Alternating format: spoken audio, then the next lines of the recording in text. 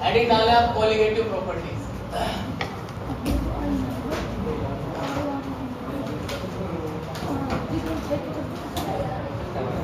Colligative properties इस chapter का ऐसा टॉपिक है जिसमें से क्वेश्चन आए ही आएगा। इस दुनिया की कोई ताकत नहीं रोक सकती बोर्ड में।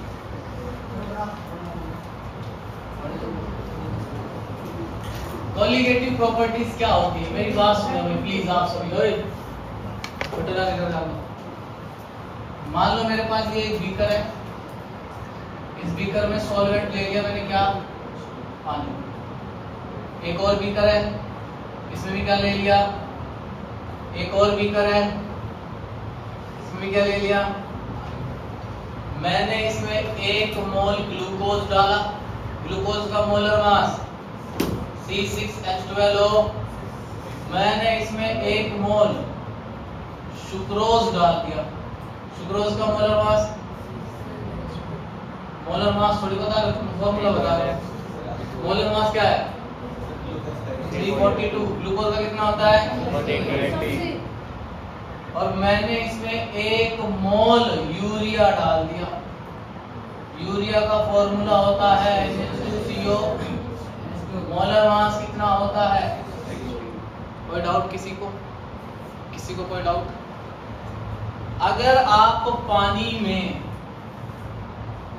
कोई भी ऐसा सॉल्यूट ऐड करते हैं, कैसा? शुगर जैसा या ग्लूकोज जैसा या यूरिया जैसा, तो इन तीनों की वजह से पानी का बॉइलिंग पॉइंट बढ़ता है। क्या होता है? बॉइलिंग पॉइंट इंक्रीज होता है। या अगर मैं दूसरे टर्म्स में बात करूं तो वेपर प्रेशर डिक्रीज होता है। समझे? मैंने आपको एग्जांपल बताया भी था कि जो एग उबालते हैं हम तो उसमें नमक डाल देते हैं, तो नमक डालने से क्या फर्क पड़ता है? पानी का जो बॉइलिंग पॉइंट है वो 100 डिग्री सेल्सियस से बढ़ के 110, 120 कुछ भी हो सकता है।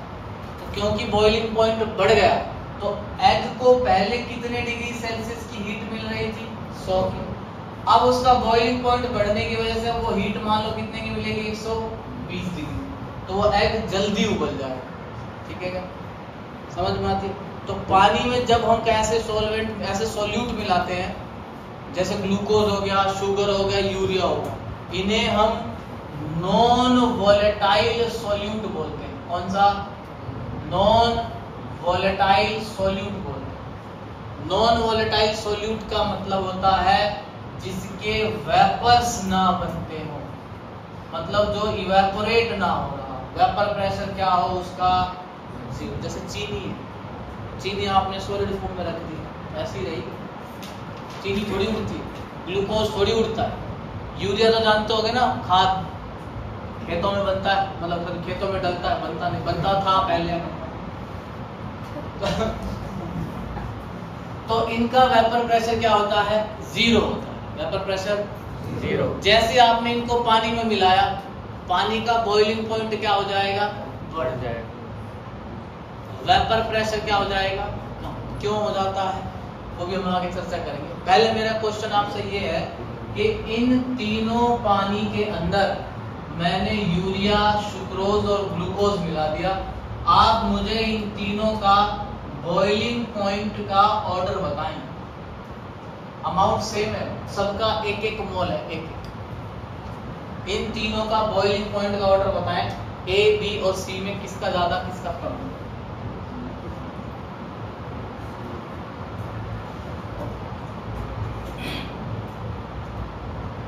बोलो।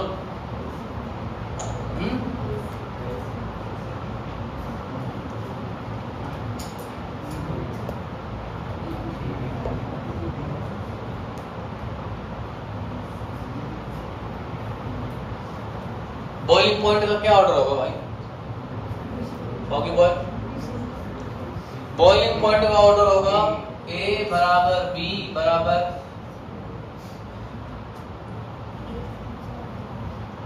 तो अब आप मुझे कंसेप्ट बता दो क्या है। फिर मैंने आपको आंसर बता दिया, तो आप इन तीनों में बताओ ऐसी कौन सी चीज कॉमन है? इन तीनों में ऐसा क्या चीज कॉमन है जिसकी वजह से इन तीनों का बॉइलिंग पॉइंट सेम आए?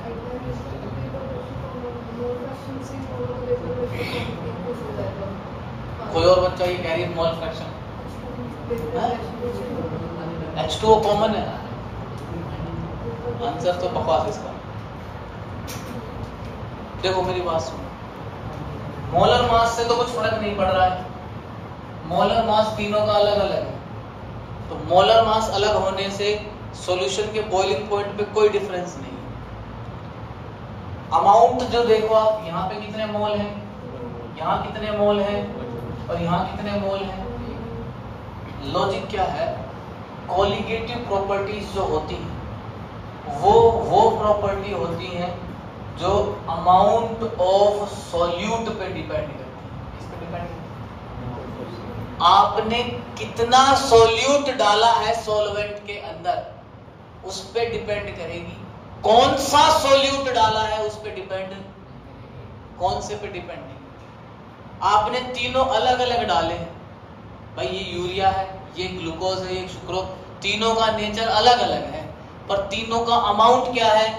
अगर अमाउंट सेम आ रहा है यानी कि कंसंट्रेशन सेम है, तीनों के बॉइलिंग पॉइंट का चेंज क्या है? सेम। अगर पहले पानी का 100 डिग्री सेल्सियस था, 1 मोल यूरिया डालने पे अगर इसका बॉइलिंग पॉइंट 100 से 110 डिग्री सेल्सियस हो गया है, तो इसका भी कितना होगा? 100 से, इसका भी कितना होगा? 100 से। तीनों में चेंज सेम। क्यों? क्योंकि तीनों का अमाउंट, अगर आपने यहाँ 1 मोल डाला है, आप यहाँ 2 मोल डाल दो, यहाँ 3 मोल डाल दो, तो अगर यहाँ पे चेंज 10 डिग्री सेल्सियस का है तो यहाँ कितने का हो, यहाँ कितने का हो, उसी रिस्पेक्ट में। तो ये अमाउंट ऑफ सॉल्यूट पे डिपेंड करती है, नेचर ऑफ सॉल्यूट पे डिपेंड, नेचर ऑफ सॉल्यूट पे डिपेंड पहले। क्या समझ में आती है ये बात? दूसरा मेरी बात सुने आप, पहले मान लो पानी था यहाँ पे, तो पानी के पार्टिकल्स थोड़ी बहुत देर में यहाँ पे इवेपोरेट होंगे तो गैसेस स्टेट में आएंगे। तो पानी के पार्टिकल्स जब इवेपोरेट होंगे तो उससे क्या आएगा? आपके पास वेपर प्रेशर आएगा। हमने मैनोमीटर वगैरह लगा के पढ़ा था, यहाँ से हम निकाल सकते हैं लिक्विड का वेपर प्रेशर। अब आपने इस पानी के अंदर क्या मिला दिया है? कौन सा मिला है? आपने इस पानी के अंदर कोई नॉन वॉलेटाइल सॉल्यूट मिला दिया, ग्लूकोज यूरिया वगैरह मिला दिया। तो ग्लूकोज और यूरिया ये तो उड़ते हैं नहीं, इनका तो इवेपोरेशन होता नहीं। अब ये उड़ेंगे नहीं, साथ में ग्लूकोज अपने आसपास पानी के जो मॉलिक्यूल्स हैं उनको क्या करना लग जाएगा? बाइंड करेगा। चीनी पानी में जाके घुलने लगती है, तो चीनी पानी के मॉलिक्यूल्स को क्या करती है? अपनी तरफ अट्रैक्ट करेगी। तो चीनी खुद तो ऊपर जाएगी नहीं, पानी के मॉलिक्यूल्स जो है उनको भी ऊपर, दूसरा कुछ तो जगह ऑक्यूपाई कर ली इसने, तो जो जगह इसने ऑक्यूपाई करी है इसके नीचे वाटर के मॉलिक्यूल्स वो भी ऊपर नहीं जाएंगे, इसके आसपास वाले वाटर के मॉलिक्यूल उन्हें भी जल्दी से ऊपर नहीं जाने देगा। तो जितने पार्टिकल्स पहले इवेपोरेट हो रहे थे पानी के, अब उन पे कौन आ गया है? ग्लूकोज आ गया। उसके चारों तरफ कौन आ गया? ग्लूकोज। तो ग्लूकोज खुद भी ऊपर नहीं जा रहा है और पानी के मॉलिक्यूल्स को भी ऊपर नहीं, तो उसकी वजह से इवेपोरेशन ही नहीं होगा। जब तक इवेपोरेशन नहीं होगा कंडेंसेशन नहीं होगा, और जब तक ये दोनों प्रोसेस होंगे नहीं वेपर प्रेशर का खेल ही नहीं बन पाएगा, मतलब कम बनेगा। पहले अकेला पानी था, पानी उड़ता, टकराता, वापस आता, वेपर प्रेशर अब है ही नहीं, कम हो गया। क्यों? क्योंकि जो सॉल्यूट है उसने रोक लिया। सॉल्यूट खुद भी इवेपोरेट नहीं हो रहा है, पानी के मॉलिक्यूल्स को भी इवेपोरेट नहीं हो रहा। तो इसकी वजह से पानी का जो वेपर प्रेशर, जब पानी अकेला था तब ज्यादा था, और जब पानी नॉन वॉलेटाइल सॉल्यूट के साथ है तब क्या है? तब क्या हो गया? तो जब भी किसी सॉल्वेंट के अंदर, जब भी किसी सॉल्वेंट के अंदर कोई नॉन वॉलेटाइल सॉल्यूट ऐड किया जाता है तो उसका वेपर प्रेशर क्या होता है? डिक्रीज। क्या हो जाता है? और क्योंकि वेपर प्रेशर और बॉइलिंग पॉइंट एक दूसरे के इनवर्स रिलेटेड होते हैं, तो वेपर प्रेशर घटता है और बॉइलिंग पॉइंट बढ़ जाता है। इसीलिए बॉइलिंग पॉइंट क्या हो गया, बढ़ गया, क्योंकि पार्टिकल्स इवेपोरेट नहीं हो पा रहे। तो इवेपोरेशन भी स्लो हो गया, कंडेंसेशन भी स्लो हो गया, इसीलिए बॉइलिंग मतलब कम पार्टिकल्स इवेपोरेट है तो बॉइलिंग भी स्लो, मतलब ज़्यादा टाइम लगेगा, ज़्यादा हीट लगती है। तो इसीलिए जैसे ही पानी में चीनी, नमक, यूरिया वगैरह कुछ भी मिला जाता है, पानी का बॉइलिंग पॉइंट बढ़ जाता है और फ्रीजिंग पॉइंट कम हो जाता है। फ्रीजिंग पॉइंट 0 से नीचे चला जाएगा, 0 से नीचे चला जाएगा। अगर 0 पे ही रहना है तो जो सर्दियाँ आती हैं तो पहाड़ों पे जो कार होगी, जो भी उनके कार्बोरेटर में पानी नहीं होता है, तो 0 से तो नीचे रहता है टेम्परेचर, तो सारा का सारा जम जाएगी, वो कार फ्रीज हो जाएगी। तो उसके अंदर हम कोई ऐसा एजेंट मिलाते हैं जिससे पानी का फ्रीजिंग पॉइंट घट के 0 से कहाँ चला जाए, नीचे। अब मान लो वहाँ पे नॉर्मल टेम्परेचर -10 डिग्री सेल्सियस है, तो हम पानी का फ्रीजिंग पॉइंट -20 कर देंगे, ताकि वो पानी की फॉर्म में, लिक्विड फॉर्म में। समझ में आता है? ये सब वेपर प्रेशर की एप्लीकेशन है, ये सब वही है जो राउल्ट लॉ में तुमने पढ़ा है। इसमें नया, अब इस चैप्टर में नया कुछ नहीं है, सारा चैप्टर पुराना है, जो आपने पढ़ा है उसी का एप्लीकेशन। मैं हर टॉपिक में आगे आने वाले यही बात करूंगा। जब भी कोई नॉन वॉलेटाइल सॉल्यूट ऐड करेंगे, वेपर प्रेशर घटेगा, बॉइलिंग पॉइंट बढ़ेगा, फ्रीजिंग पॉइंट घटेगा, यही सब तमाशे के। समझ में आता है? इसको थोड़ा सा लिख लो तो अपने रफ लैंग्वेज में वैसे, ताकि ये याद रहे। फिर हम लिखते हैं कोलिगेटिव प्रॉपर्टी है कौन कौन सी। कोई डाउट है तो बोल। आपको आ गया शानदार, इसको लिए अटेंडेंस होगी तुम्हारी?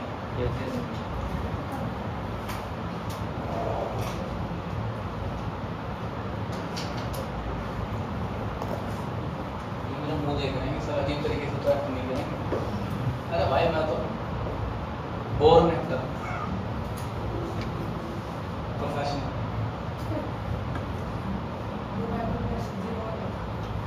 सॉलिड का जैसे चीनी है, तो चीनी का क्या वेपर प्रेशर होगा? चीनी का वेपर प्रेशर तो अभी होगा जब इवेपोरेट हो, फिर कंडेंस हो, इवेपोरेट ही नहीं, चीनी पड़ी पड़ी रह जाएगी। अगर होता भी है तो हम मानते नहीं है। इस चैप्टर में जो भी सॉलिड हम लेंगे, किसी का भी वेपर प्रेशर नहीं मानना है हमने। हर सॉलिड हमारे हिसाब से कैसा है? नॉन वॉलेटाइल है, जिसका वेपर प्रेशर नहीं है। समझे? तो कौन कौन सी कोलिगेटिव प्रॉपर्टीज हमें पढ़नी है? पहला है relative lowering in vapour pressure,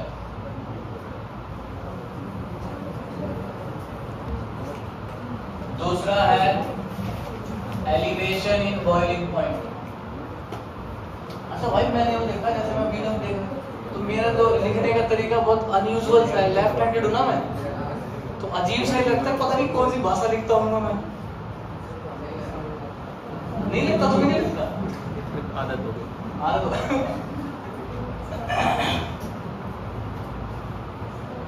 impression infinity, ये वर्ड बहुत अच्छा लगता है तुम्हें, नहीं? हमें धीरे धीरे देखना, एक्सपोनेंशियल इंक्रीज होता है इस वर्ड का जीवन में, लास्ट आएगा ऑस्मोटिक प्रोसेस। ऑस्मोसिस पढ़ा होगा ना आपने, बायो में पढ़ा है ना, 9th 10th में थोड़ा होता है, वही है 8 से याद है तुम्हारे, 12वीं याद नहीं है। चलिए पहले शुरू करते हैं relative lowering in vapour pressure.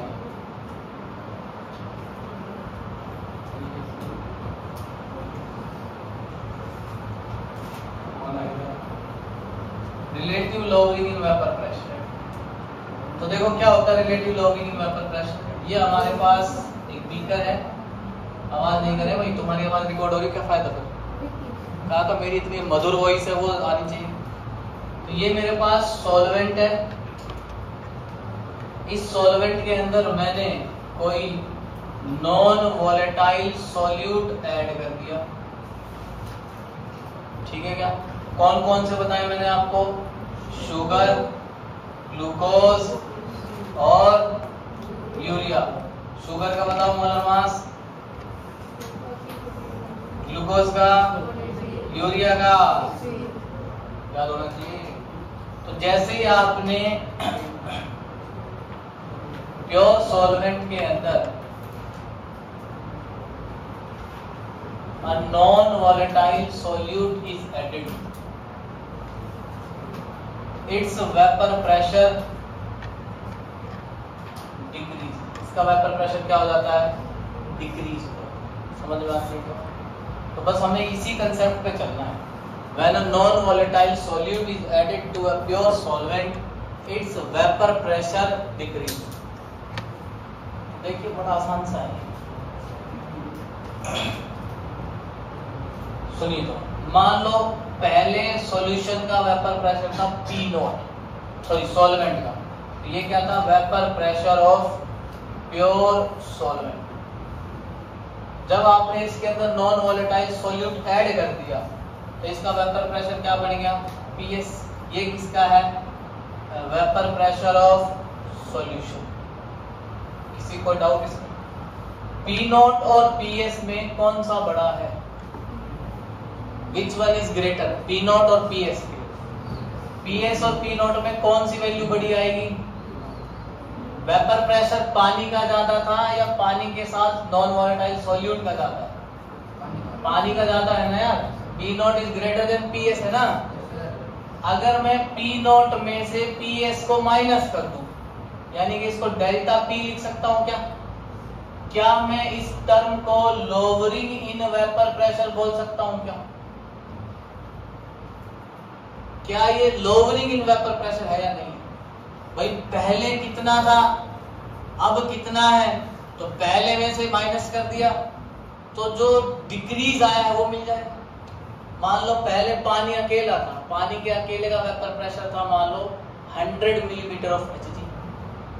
आपने उसके अंदर ग्लूकोज मिला दिया, ग्लूकोज मिलाते उसका वेपर प्रेशर घट के मान लो आ गया 80, आ गया 70, आ गया। तो 100 माइनस 80 या 70, तो जो चेंज आया है वही तो लोअरिंग है। अच्छा, मुझे इसको रिलेटिव लोअरिंग बनाना है, क्या करूं? किससे डिवाइड कर दूं? P not minus PS divided by P not. ये क्या बन जाएगा? रिलेटिव लोअरिंग इन दोनों में से कॉलिगेटिव प्रॉपर्टी नीचे वाली है कि ऊपर वाली? ये कॉलिगेटिव प्रॉपर्टी है, टर्म यही है ना, रिलेटिव लोअरिंग। ये colligative property, lowering in vapor pressure is not a colligative property. Relative lowering in vapor pressure is a notch guys, notch guys.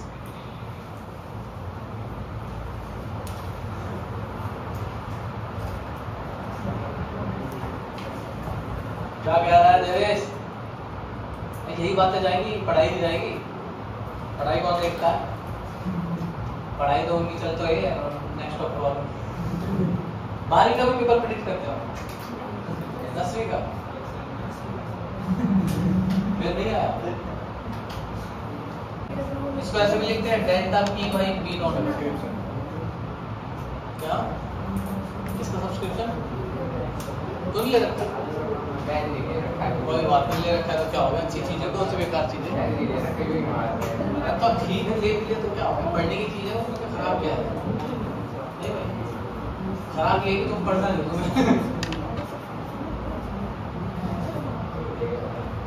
अब इससे पढ़ना तुम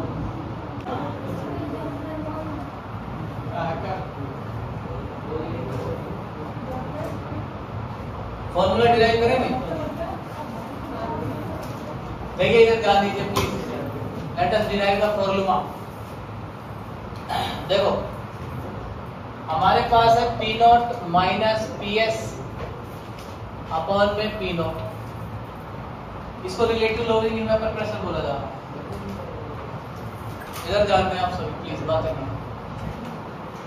मेरे पास यहाँ पे पानी है जिसका वेपर प्रेशर P नॉट है, और मैंने इसमें क्या मिलाया हुआ है? एक नॉन वोलेटाइल सॉल्यूट मिलाया हुआ। तो मुझे अगर इस सॉल्यूशन का प्रेशर निकालना है, यानी कि PS निकालना होगा, तो किसके बराबर आएगा? P नॉट यानी कि सॉल्वेंट का प्रेशर, और साथ में क्या निकालना होता है? Non volatile solute. भाई PS हम कैसे निकाल रहे थे अभी तक? PA प्लस PB करके ही तो निकाल रहे थे। PA क्या है? सॉल्वेंट है। PB क्या है? नॉन वोलेटाइल सॉल्यूट है। बताओ नॉन वोलेटाइल सॉल्यूट का प्रेशर कितना है? तो ये वाली टर्म तो जीरो हो जाएगी ना। तो सारा का सारा प्रेशर जो सॉल्यूशन का है वो किसका है, सॉल्वेंट से ही आ रहा है। और राउल्ट लॉ के हिसाब से किसके बराबर होगा वो, P not of solvent into में मोल फ्रैक्शन ऑफ, यही तो निकाला था हम भाई। पहले क्या निकाला था, P A plus P B किसके बराबर था, P nought A X A plus P nought B. भाई इसका pressure in pure state into mole fraction, इसका pressure in pure state into mole fraction. ये वाली टर्म क्या है, जीरो है। तो जो पी एस है वो सारा का सारा किसके बराबर है, P nought A X A. P nought ए क्या है, सॉल्वेंट है, एक्स ए क्या है, मोल फ्रैक्शन ऑफ सॉल्वेंट। भाई P not vapour pressure of solvent और एक्स क्या है, मोल फ्रैक्शन ऑफ सॉल्वेंट। तो यहां से क्या मैं इस फॉर्मूले के लिए P not P S upon P not, P S की जगह क्या पुट कर सकता हूं, P not of solvent minus mole fraction of upon में पी नॉट। क्या हम P not P not P not cancel out कर सकते हैं क्या, कॉमन लेके। तो यहां से क्या बन जाएगा, ये 1 माइनस मोल फ्रैक्शन ऑफ ये पी नॉट और ये पी नॉट। तो 1 minus mole fraction of solvent किसके बराबर आएगा, मोल फ्रैक्शन ऑफ, और ये किसके बराबर आ रहा है, P not minus P S upon में पी नॉट। देखो लॉजिक भी तो यही कहता है। आपने किसी सॉल्वेंट के अंदर कोई नॉन वोलेटाइल सॉल्यूट ऐड कर दिया, उसका वेपर प्रेशर क्या हो गया, तो जितना सॉल्यूट आप ऐड करते जाओगे उतना उसका वेपर प्रेशर लोअर होता चला जाएगा।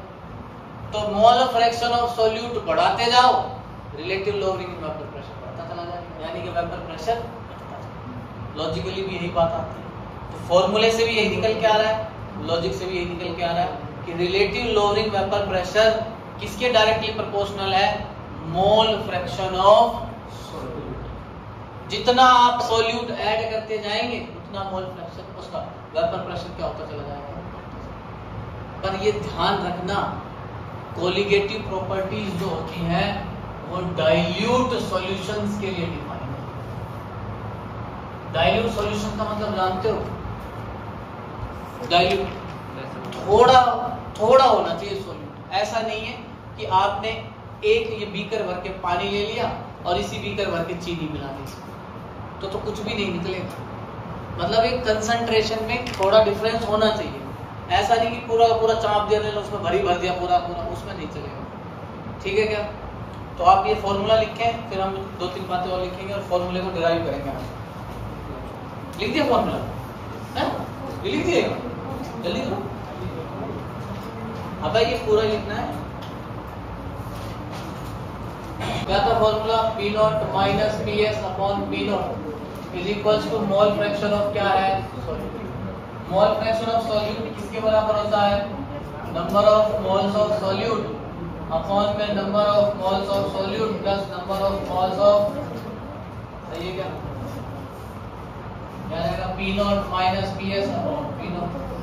अगर डाइल्यूट सॉल्यूशन है, आवाज दे रहे, अगर डाइल्यूट सॉल्यूशन है तो क्या मैं सॉल्यूट और सॉल्वेंट के जो मोल्स हैं उनको नियरली इक्वल्स टू सॉल्वेंट के मोल कर सकता हूँ क्या।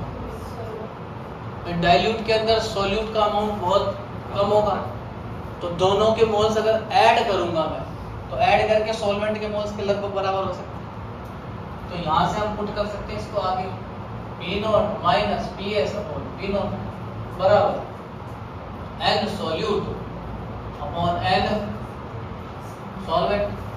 देखिए इसको थोड़ा सा अगर मॉडिफाई करें तो यह आ जाएगा W सॉल्वेंट और नीचे क्या आएगा, मोलर मास। भाई सॉल्वेंट के मोल किसके बराबर होंगे, given mass upon molar mass को ऊपर ले जाऊं, और अगर मैं ऊपर नीचे 1000 से मल्टीप्लाई और 1000 से डिवाइड कर दूं, तो तुम तो मैथ के जानकार बच्चे हो, बताओ ये अलाउड है क्या, मैंने कोई गलती गुना, ये वाली टर्म किसके बराबर है, P not minus P S upon P not is equal to, इसको मोलैलिटी बोलते हैं, एंड एम सॉल्वेंट अपॉन में ये relative lowering in vapour pressure का मोलैलिटी के साथ रिलेशन। वैसे तो आप इसे एक फॉर्मूले से सारे क्वेश्चंस कर सकते हो, और कई बार हमें इस फॉर्मूले पे जाने की जरूरत नहीं पड़ती, यहीं से यहाँ से भी क्वेश्चन आता है।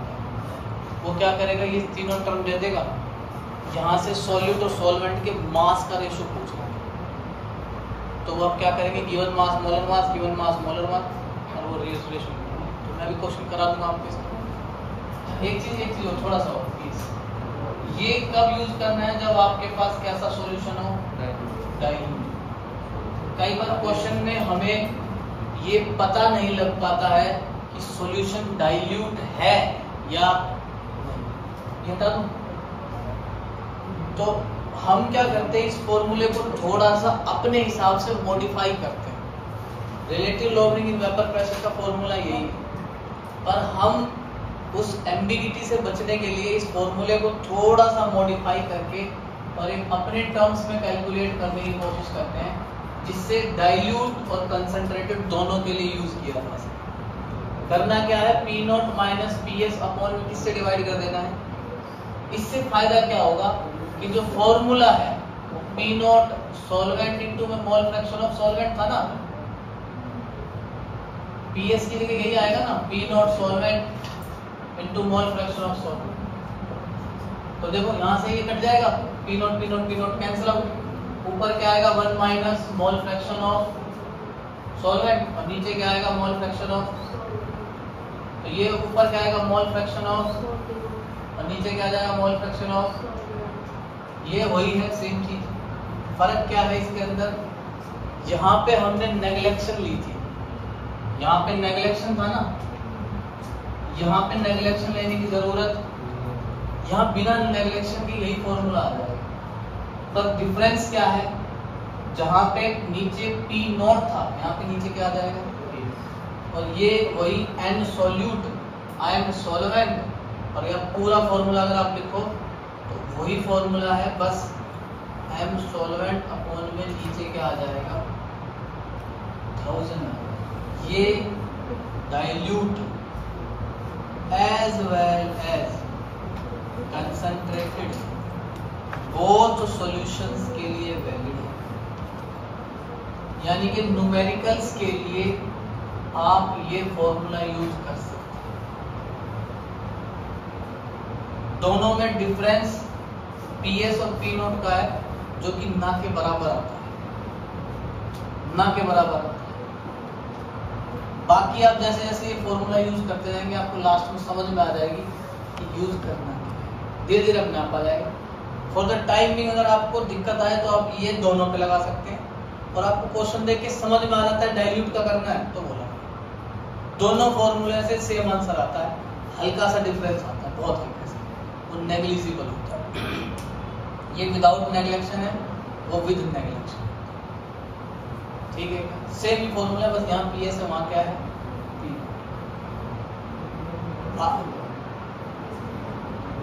कौन सा, ये वाला कि वो वाला?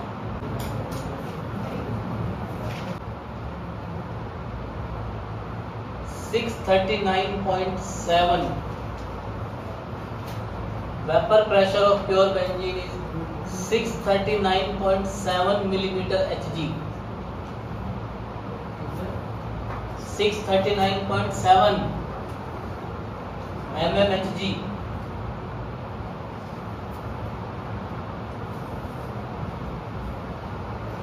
देखो, in which a solute is dissolved at same temperature, in which a solute is dissolved at same temperature,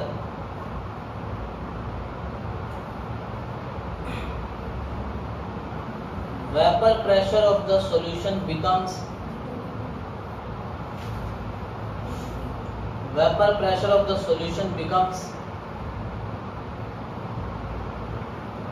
631.9 mmHg। 631.9 mmHg। Find molality। Find molality।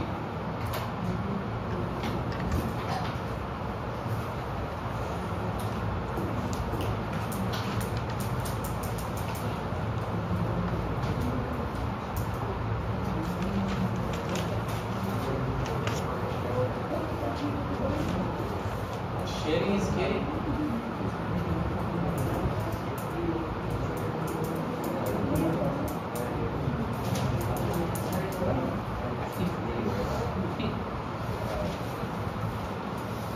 P note कितना दिया है? और पी नोट कितना है? 639.7 है ना? और पी एस कितना है? 9 है। P note minus P S, नीचे पी एस रखना है तो पी एस रख लो, पी नोट रखना है तो पी नोट, जो तुम्हें इच्छा है। मोलालिटी इनटू में एम सॉल्वेंट वाई में क्या आ रहा है? 1000 आ रहा है ना? पी नोट 639.7 माइनस 631.9 अपॉन में कितना निकला है? 639, जो आसान हो वो रख लेगा। मोलालिटी निकालनी है। सॉल्वेंट कौन है इसमें? बेंजीन है। कौन है? 78, नीचे कितना आ रहा है? 1000 है ना? ये 7.8 आ रहा है डिफरेंस, इसको 640 लेके मार तो कैंसिल नहीं हो रहा है क्या? 0.16 दे रखा है भाई आंसर। सही है, मेरा तो सही होता ही है।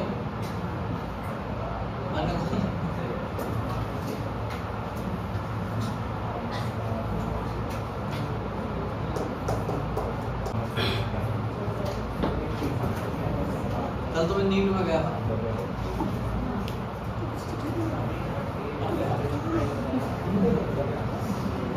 अगला क्वेश्चन दूं भाई? लिखिए, लिखो अगला क्वेश्चन लिखो। एट यही सॉल्व करना है।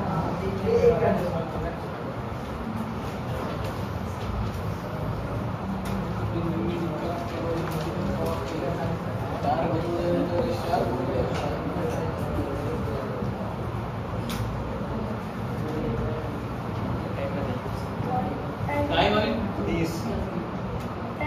मेरे ही लेक्चर का टाइम देख रहा और जो भी बताया जीना ही बेकार है मेरा। मर जाओ।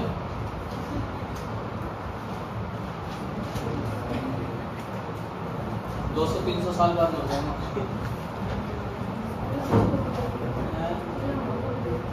अगला 144 साल बाद होगा।